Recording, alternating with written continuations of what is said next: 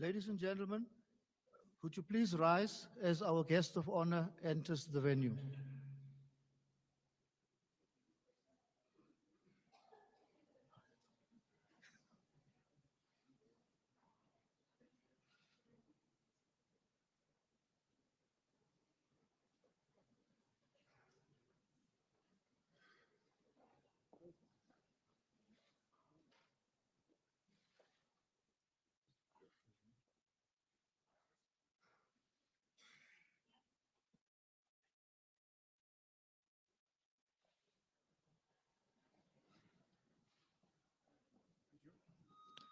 Thank you. You may be seated.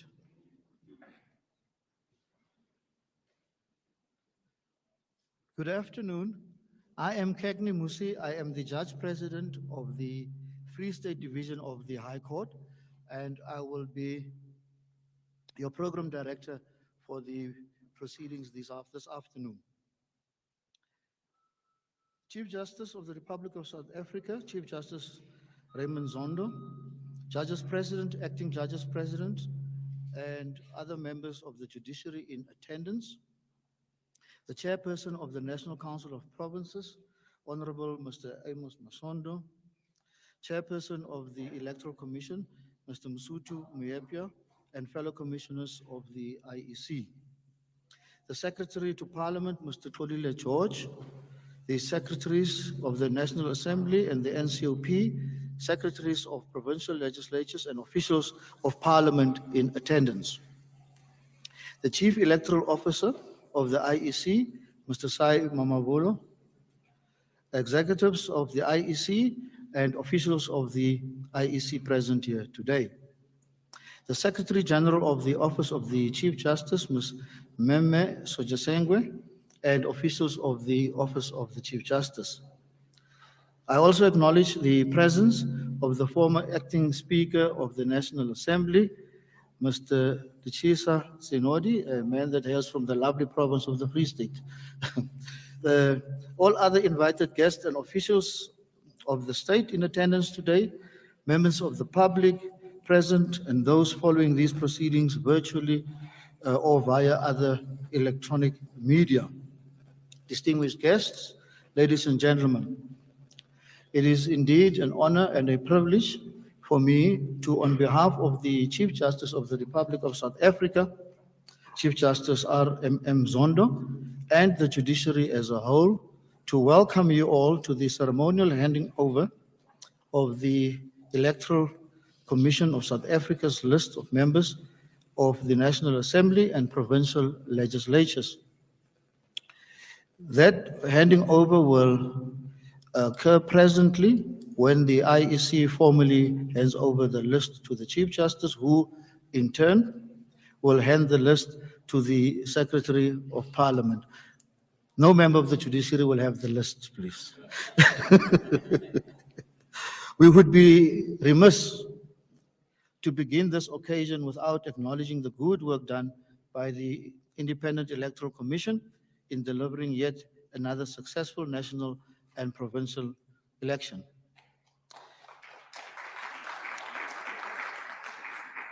It had another dimension which made it more complicated in that we had a third vote, which is the regional vote. To the chairperson of the commission, Mr. Msutu Muyepya, fellow commissioners and your team of officials, we raise our heads to you for a job well done. You continue to inspire public confidence in our democracy, and your diligence does not go unnoticed. You yet again gave the people of the Republic of South Africa a voice, and they spoke, as they say. Ladies and gentlemen, it is an established practice in this country that after the announcement by the IEC of the results of the national and provincial elections, the IEC hands over the list of members of the NA and the provincial legislatures to the Chief Justice, who then, as I said earlier, hands it over to the Secretary of Parliament in preparation for the first sitting of the National Assembly and the provincial legislatures that will occur in due course. Although this is not an elaborate ceremony, it is nonetheless a very important milestone in fulfilling the constitutional obligations towards the formation of a new parliament and administration of our country, based obviously on the will of the people as expressed in the ballot papers for the 7th Parliament of the Democratic Republic of South Africa.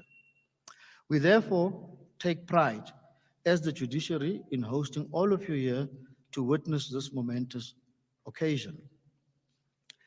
It presents the passing of the baton among the institutions, given the important responsibility to ensure that our democracy works in a manner envisaged in our Constitution.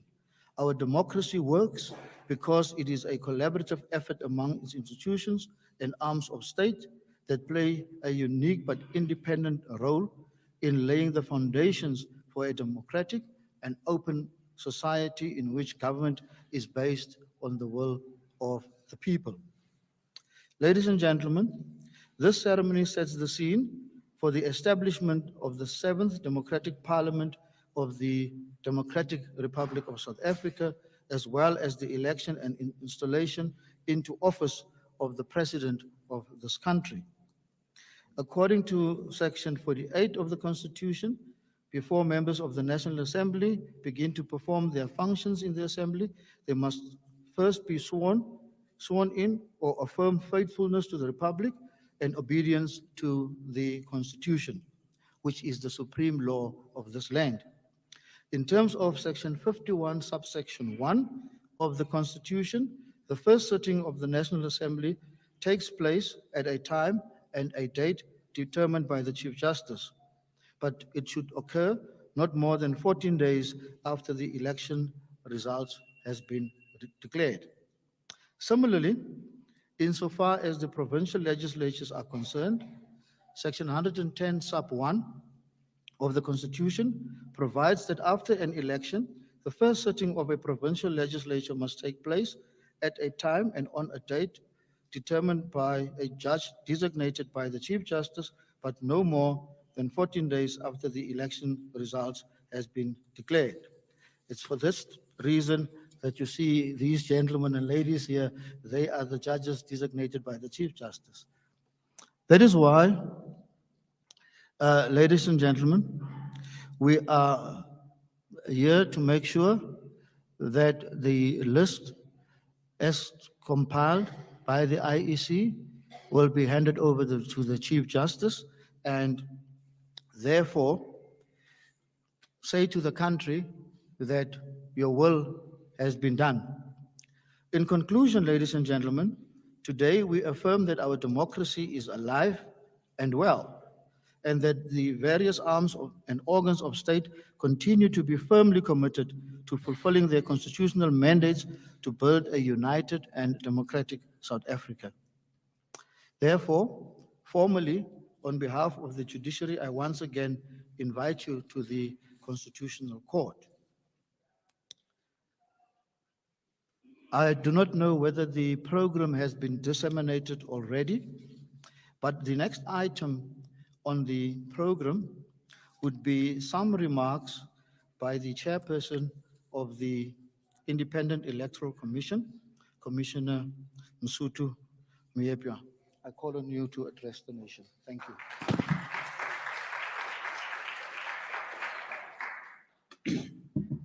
Program Director, thank you for this wonderful opportunity you have given to us. Let me get your permission to stand on the protocols that you have established and acknowledge them. I want to start through you, Chief Justice, Mr. Raymond Zondo. The justices present here, the guests that are here with us, honored guests that are here with us, members of the media, and everyone, fellow South Africans that are here with us today. Today, we officially present the final list of elected representatives for the National Assembly and the 9 provincial legislatures following the conclusion of the 2024 national and provincial elections. We do so in keeping with the established practice in South Africa that after the announcement of the results by the Electoral Commission, a list of the elected representatives must be handed to the Chief Justice, who in turn will process the matter with the Secretary of Parliament. This momentous occasion signifies the culmination of a robust and transparent electoral process, a process that has echoed a unified voice of our nation. Proverbially, the people have spoken. Chief Justice, our role as the Electoral Commission, as contemplated in the Constitution, is to ensure that South African voters have exercised their rights and they choose leaders that will lead them for 5 years. We have carried out this responsibility, and today we say to you, we have indeed concluded that task. We have done so without fear, without favor, and without prejudice. The list that the Electoral Commission is presenting to you this afternoon comprises 174 women and 226 men. This means that 43.5% of the elected representatives are women. And thank you. And 56.5 are men. They range from 20 to 79 in age. That breakdown is as follows. 12 candidates are in the age cohort 20 to 29. 67 are 30 to 39. 110 are between 40 and 49. 110 again are 50 to 59. 90 are 60 to 69. And 11 are 70 and above. These representatives reflect the choices, the hopes, and aspirations of millions of citizens who exercised their democratic rights.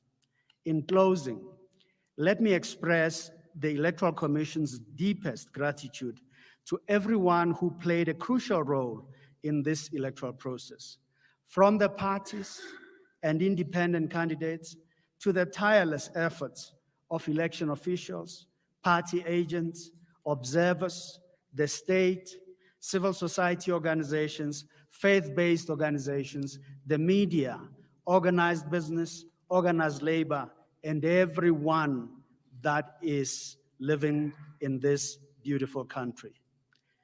Their commitment to ensuring a fair and transparent election has truly been commendable. Chief Justice, I now present the final list of elected representatives for the National Assembly and the 9 provincial legislatures. Will you please join me as I do so?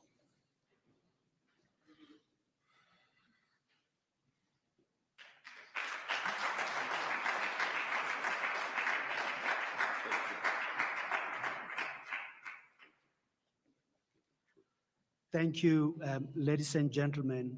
May God bless our country.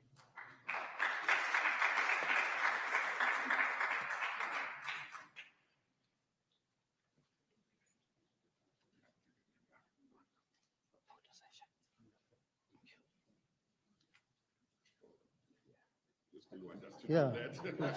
This is it.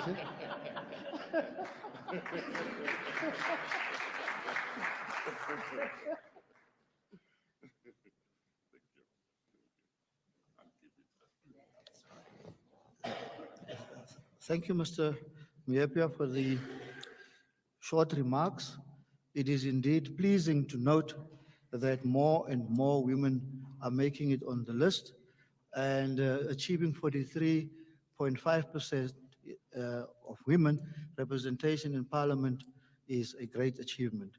So I think thanks must also go to the political parties for fielding so many women on their lists. The next item on our agenda is remarks by the Secretary of Parliament Mr. Xolile George. Welcome, Mr. George.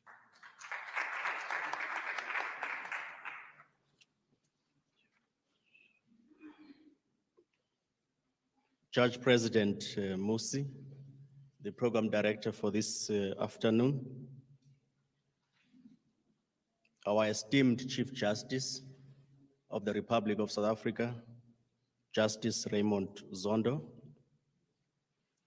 Judge Presidents of our judiciary, various divisions of the judiciary, the Chairperson of the Independent Electoral Commission, Mr. Musutu Miepe, and other commissioners of the IEC and the CEO of IEC, Chairperson of the National Council of Provinces, Honorable Amos Masondo, former acting Speaker of the National Assembly, Mr. Lichisa Tsinodi, Secretary General of the Office of the Chief Justice, and secretaries of the National Assembly, National Council of Provinces, and secretaries of provincial legislatures, members of the media, ladies and gentlemen.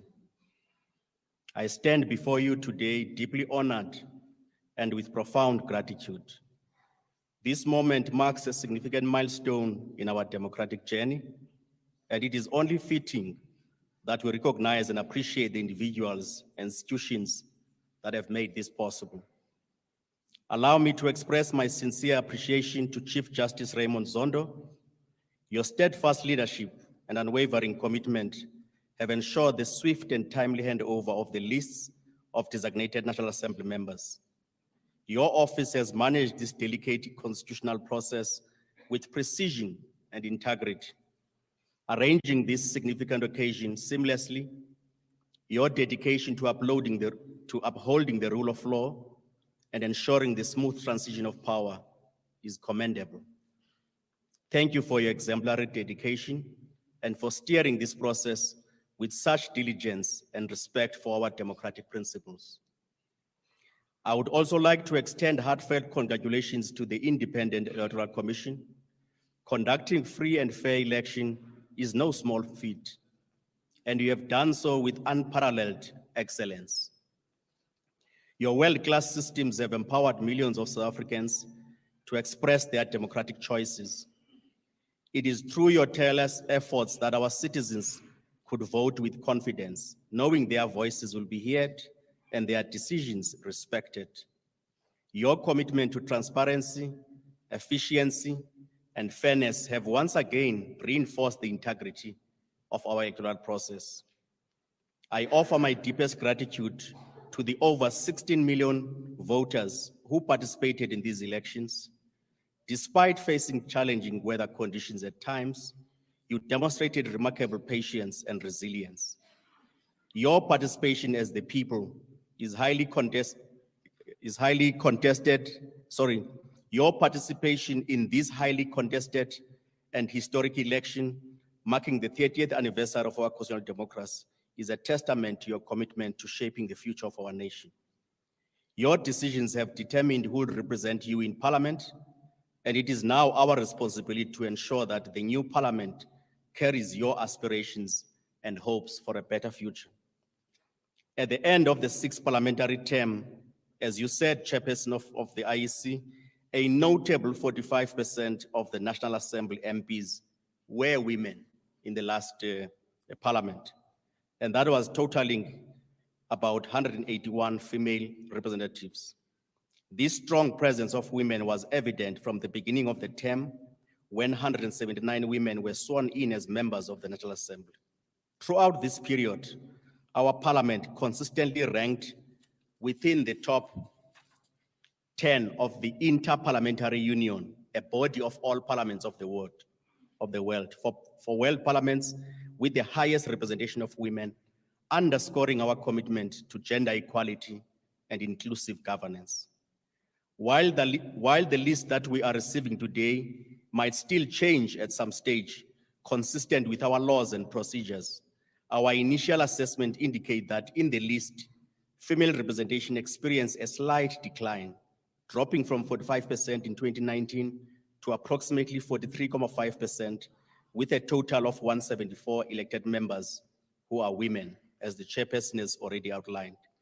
Despite this decrease, the National Assembly remains dedicated to advancing gender parity and continues to be a significant player on the global stage for its effort in promoting women representation in politics.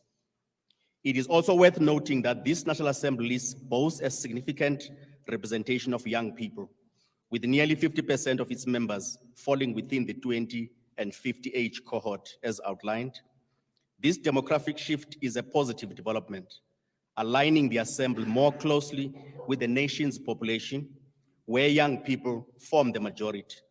Such a youthful composition is expected to bring fresh perspectives, innovative ideas, and a dynamic approach to addressing the challenges and aspirations of our society, ensuring that the legislative body remains attuned to the needs and ambitions of younger generation. Now, as we move forward, Program Director, from this pivotal moment, it is essential to outline the administrative process that will follow this handover. Once the Chief Justice has determined the date of the first sitting of the National Assembly and the National Council of Provinces, we will activate all necessary arrangements. This entails ensuring the elected members are received from various parts of our country, that they are onboarded efficiently, their details captured accurately, and they are adequately prepared for the first sittings. This comprehensive onboarding process includes orientation sessions to familiarize new members with parliamentary procedures, protocols, and their roles and responsibility. We have a well-coordinated plan in place to facilitate the smooth transition of new members into their parliamentary roles. This includes logistical arrangements to accommodate members traveling from distant regions, providing them with the necessary resources and support to hit the ground running. Our goal is to ensure that every member is equipped to contribute effectively from the outset, embodying the trust and mandate bestowed upon them by the electorate. In preparation for the first sittings, we have to ensure that all our systems are in place for the successful hosting of this critical session. This includes the establishment of robust voting infrastructure to facilitate the seamless execution of the election of the new presiding officers of Parliament, that being the Speaker and the Chairperson of the National Council of Provinces, as well as the procedures for election of the President-elect of the Republic. We have also taken measures to ensure the security, transparency, and integrity of these processes, adhering to the highest standards of parliamentary procedure. Newly elected members will be inducted and oriented throughout a structured process designed to equip them with the essential knowledge and skills required for their roles. This program typically includes briefing on parliamentary procedures, ethical guidelines, legislative responsibilities, and administrative processes. In addition, new MPs participated in training sessions focused on effective communication, lawmaking, and constituency management. And this comprehensive approach by Parliament ensures that new MPs are well equipped to fulfill their duties effectively and efficiently from the offset. In conclusion, for the first sitting of both houses, Parliament has made all necessary arrangements to ensure a smooth transition. The venue for this significant event, the Cape Town International Convention Center, as we all know, Parliament does not have a facility that could accommodate this event due to the fire incident. It's been secured, providing an ideal setting for onboarding the new members of Parliament. Detailed plans are in place to facilitate this process, ensuring that all logistical and admin aspects are handled seamlessly. Esteemed Chief Justice, I assure you and all South Africans that we are fully prepared to meet the challenges and responsibilities that lie ahead. Our commitment is to uphold the values of our democracy, to serve the people of South Africa with dedication, and to ensure that their electoral choices and voices are reflected in the Parliament for the next 5 years. Thank you once more for your trust and support. Together we'll build a Parliament that truly represents the voices and choices of the people of South Africa, driving forward our collective aspirations for a prosperous and just future. I thank you.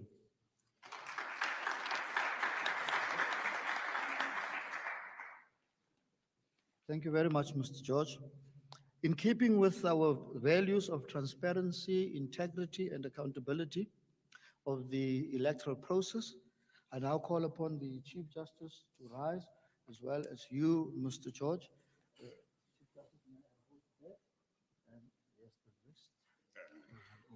Well, let me stop first.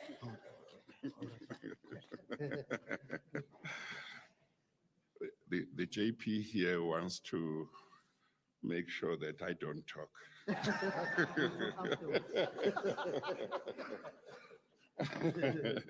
I can talk twice. Program Director, thank you very much, Judge President Musi.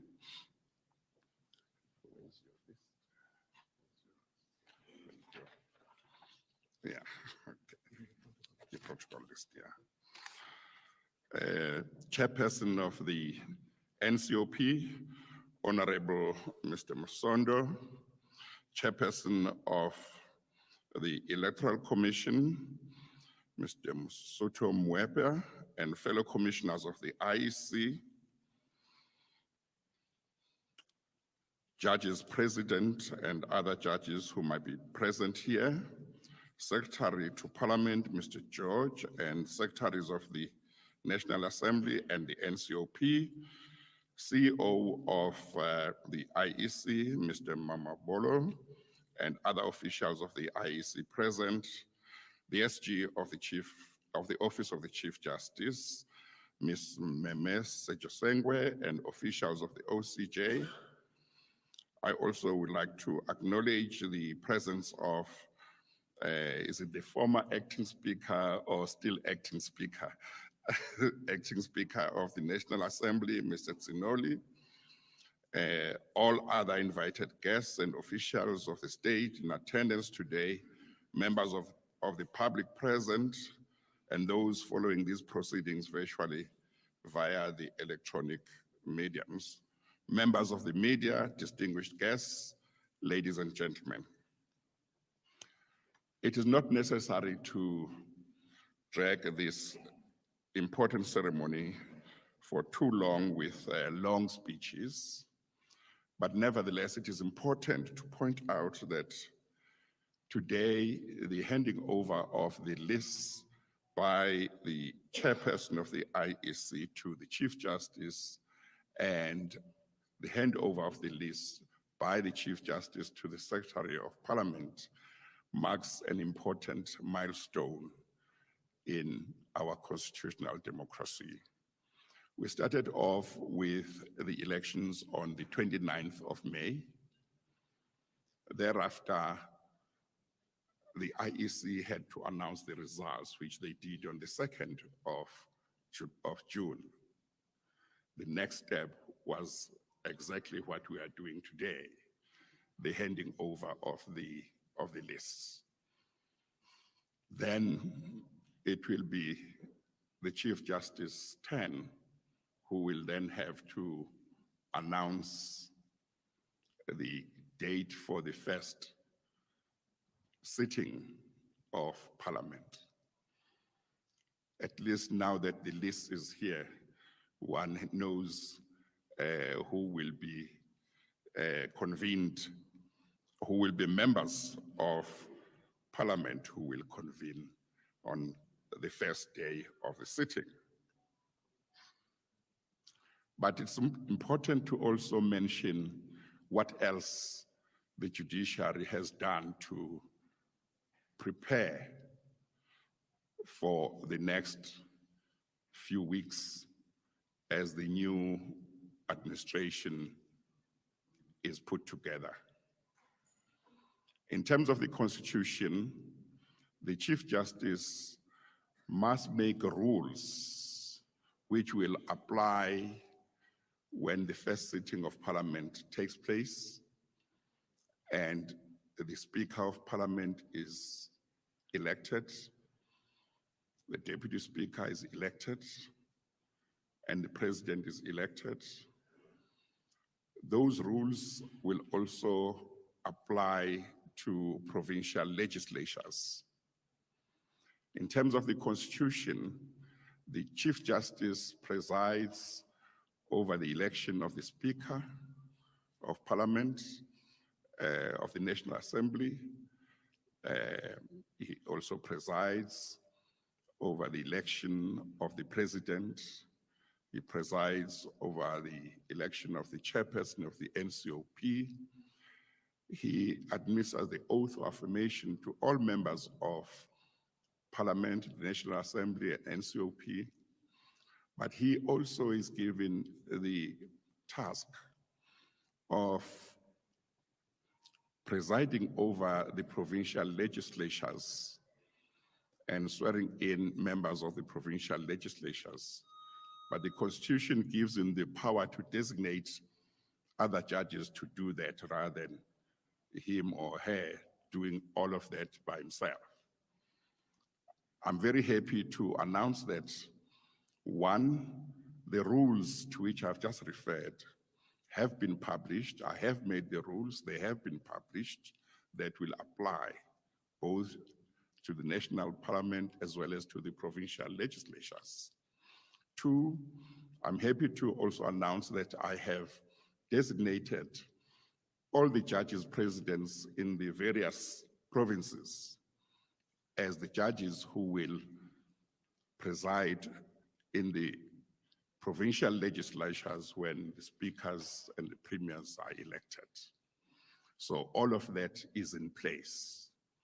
So I thought that it's important that while the Secretary of Parliament was sharing with you how ready they are, we must tell you also how ready the judiciary is.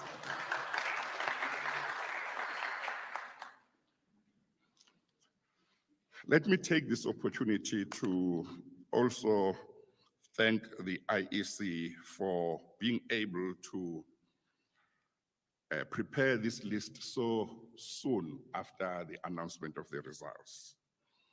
I think that that's very important. And as I've said, now that that step has taken place, then the announcement of the date for the first sitting of Parliament will be the next step. That, as you know, will be announced by the Chief Justice, and I think it's going to happen pretty soon. I'm not going to say it's going to be this afternoon. I'm not going to say it's going to be tomorrow, but it's going to be pretty soon. So I therefore want to simply say the judiciary will play its role to make sure that our constitutional democracy runs as smoothly as it should. I know that not everybody agrees on certain issues relating to the elections. The judiciary will continue to play its role if there are any people who are aggrieved and approach the courts. But as things stand at the moment, the events that need to take place in order for our constitutional democracy to continue are going to continue, and the judiciary will play its role. I thought that I would just mention those. Otherwise, program director, did you want to just confuse me? Program director, thank you very much. Thank you very much. Yeah.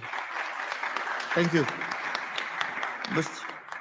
Chief Justice, may I call upon you and Mr. George firstly to stand up and so that you formally then hand over the list to the Secretary of Parliament. Thank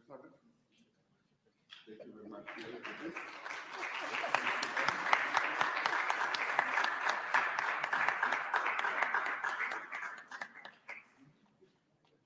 May I ask you, Mr. Muyapia and Mr. Masondo, just to join them for a photo session? I'm told that, yes.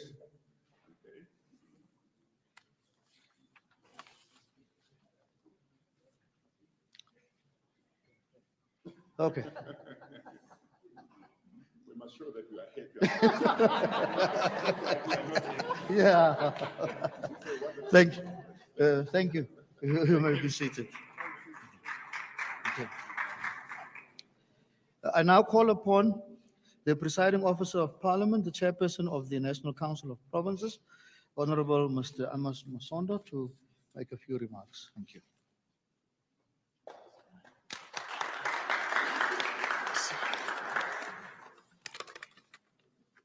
Thank you very much.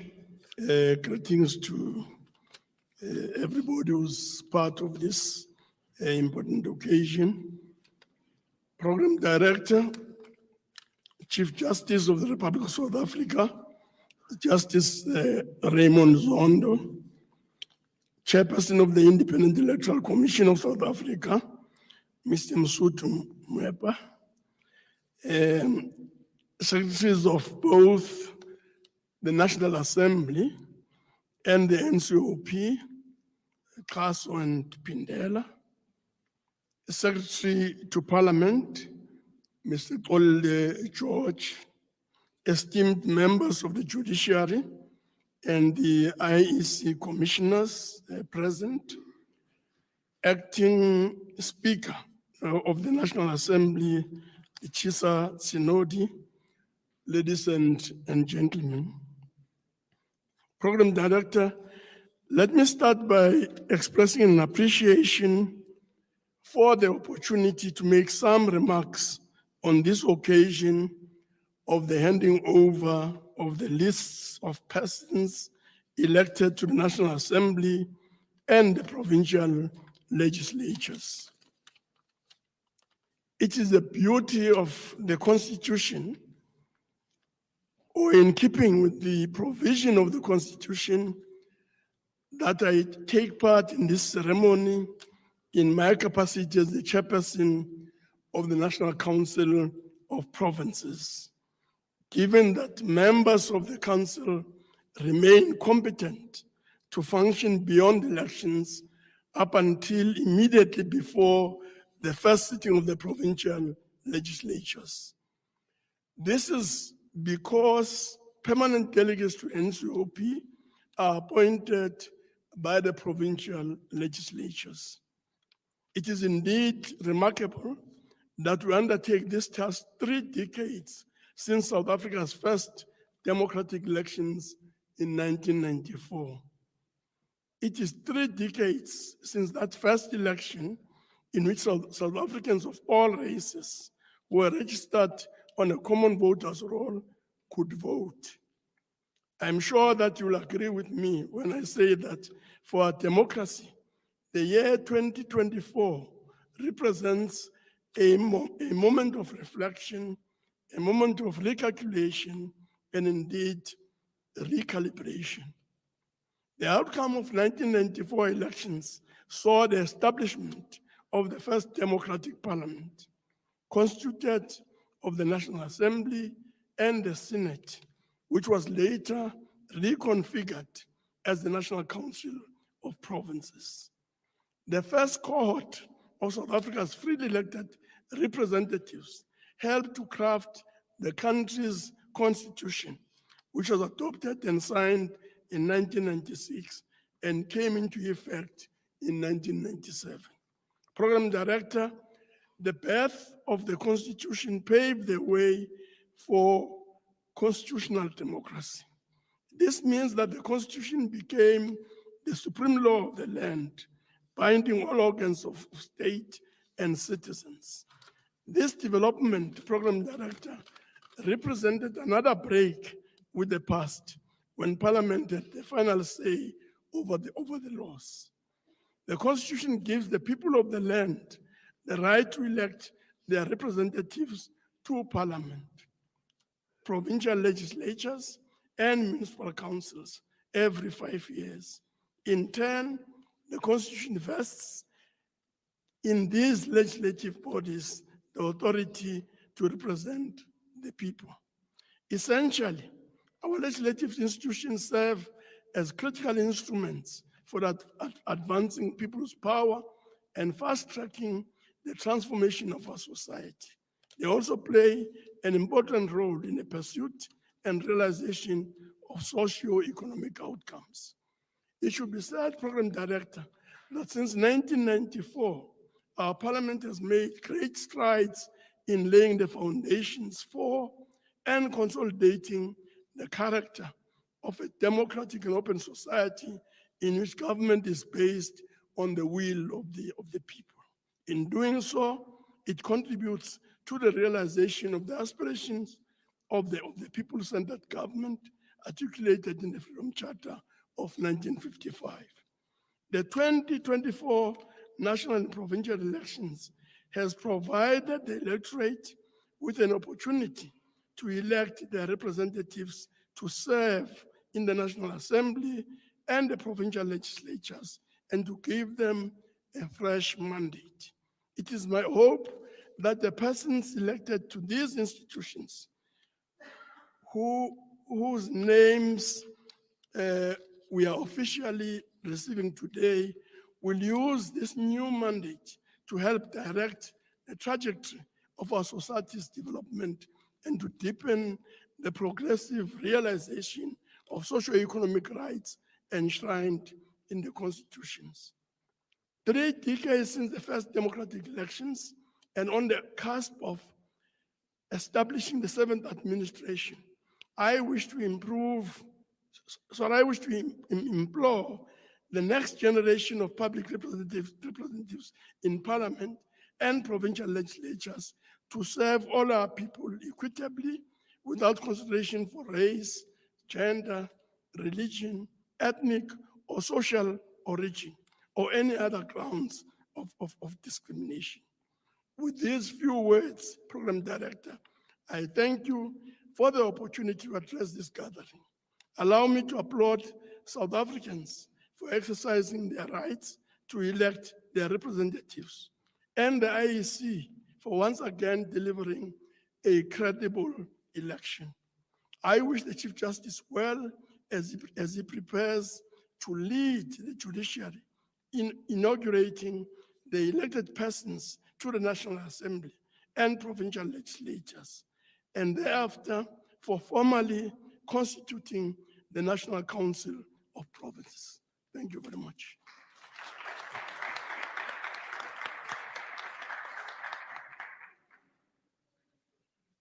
Thank you, Honorable Masondo. Chief Justice, since we are hosting this occasion, I think I'm going to give you the second bite at the cherry. I call on you to make your second speech. Thank you. Thank you, JP. Very often throughout the periods of 5 years between one general election and another, you will hear whether it's members of parliament or members of the executive complain, for example, about the judiciary and saying that it's overreaching, it's usurping their powers, it's not staying in its lane.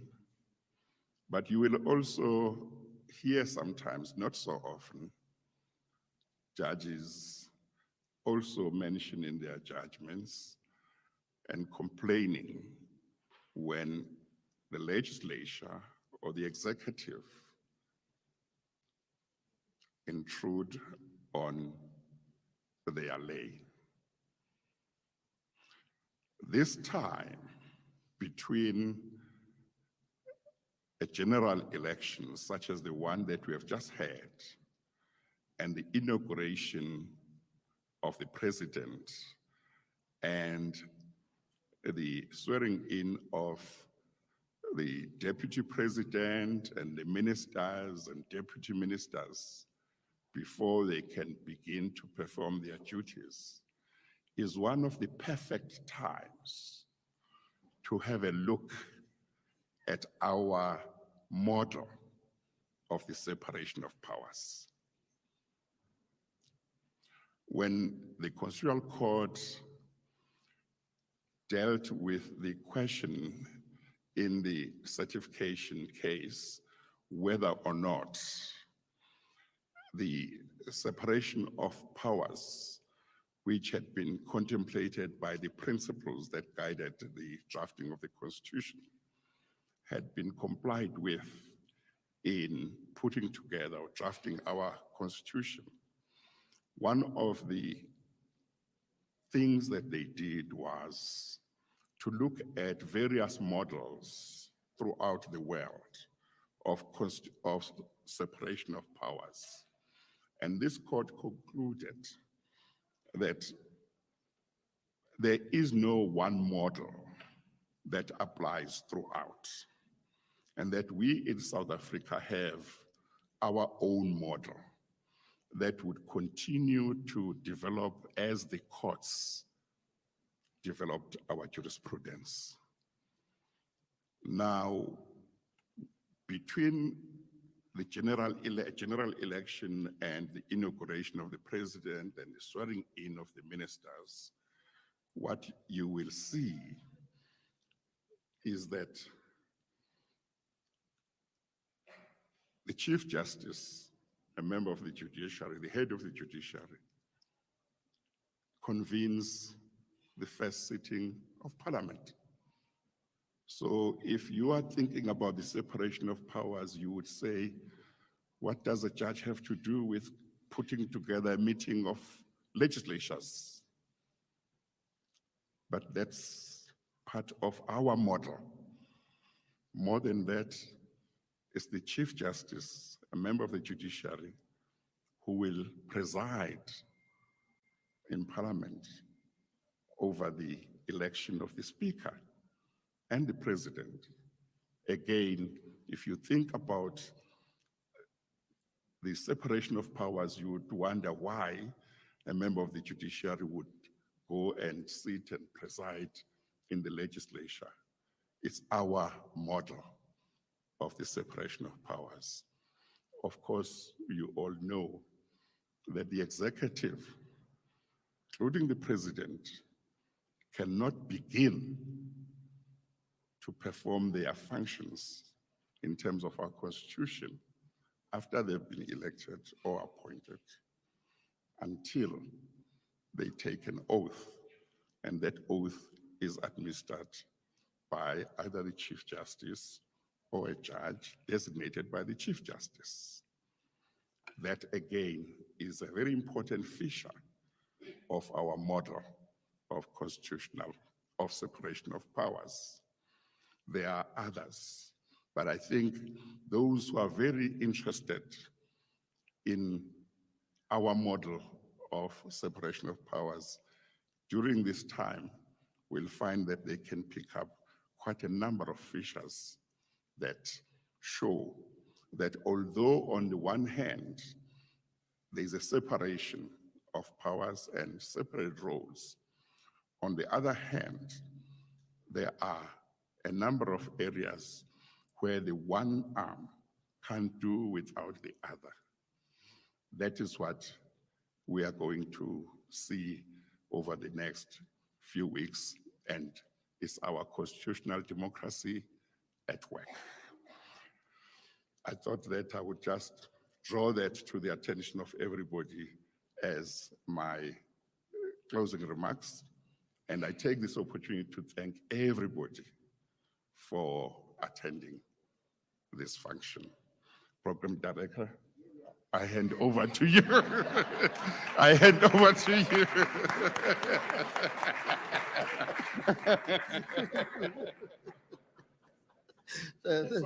Yeah, thank you very much, Chief Justice. I think my time as Jack in the Box has also come to an end.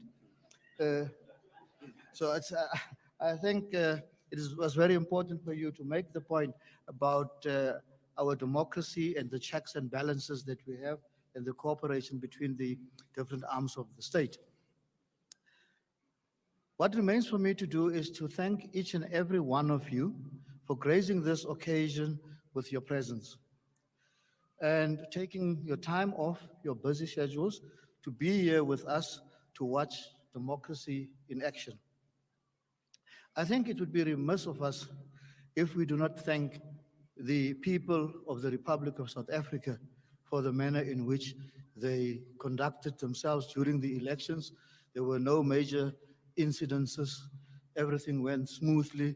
So I think we must give them a round of applause and a standing ovation.